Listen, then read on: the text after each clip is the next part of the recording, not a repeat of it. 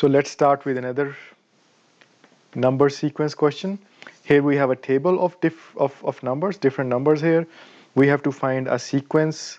First of all, you must think that whenever you have such a table, you can have, for example, a relation in this direction between the numbers. You can have a relation, for example, in this direction. Or you can also have a relation, for example, in this diagonal directions, like this. Or you can have a relation like this. So you have to find in all these ways, if there is such kind of a relationship or a sequence, in this table of numbers. So let's see.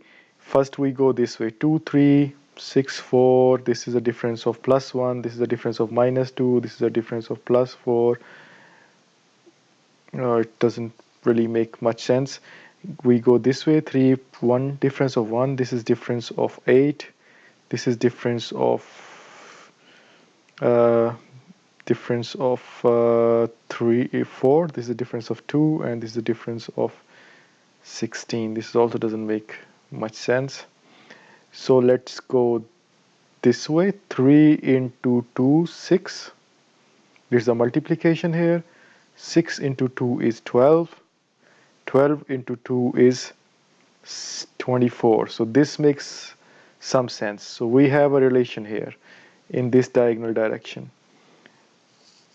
which is a multiplication by 2. 3 2s are 6, 6 2s are 12, 12 2s are 24. Now if we go this way, 2 2s are 4, 4 2s are 8, and then 8 2s are 16. So the number here will be 16. 1 6. That's the answer of this question.